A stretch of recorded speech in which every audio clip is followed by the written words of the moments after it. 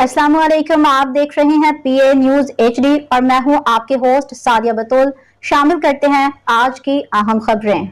मुहर्रम हराम का मुकद्दस महीना हमारे असलाफ की बेमिसाल कुर्बानियों की याद दिलाता है। वज़ीर आज़म ने हिजरी साल का आगाज़ पे अहद करें कि हम अपने असलाफ की रिवायात को जिंदा रखेंगे।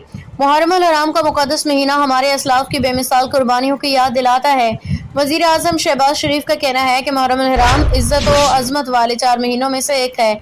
ने हिजरी साल के आगाज़ पे अहद करें कि हम अपने असलाफ की रिवायात को जिंदा रखेंगे। आज के दौर में उम्मत मुस्लिमा गूनागून चैलेंजेस का सामना कर रही है। अल्लाह ताला आइंदा साल को पाकिस्तान समेत दुनिया भर के लिए अमन इस्तेहकाम का साल बनाए। अल्लाह ताला से दुआ है वो हमें कौमी वहदत और क़ुव्वत की रविश अपनाने की तौफीक अता फरमाए। परवरदिगार हमारे रियासती कौमी इदारों को मज़ीद मजबूत अवामी खिदमत का हकीकी नमूना बनाए। वज़ीर आज़म ने कहा कि खुदाए जुल जलाल के हजूर दुआ गो हूँ कि ये हिजरी साल हम सब के लिए बाइस रहमत हो। न्यूज स्टूडियो से अब तक के लिए इतना ही। मजीद खबरों और अपडेट्स के लिए देखते रहिए पीए न्यूज एचडी।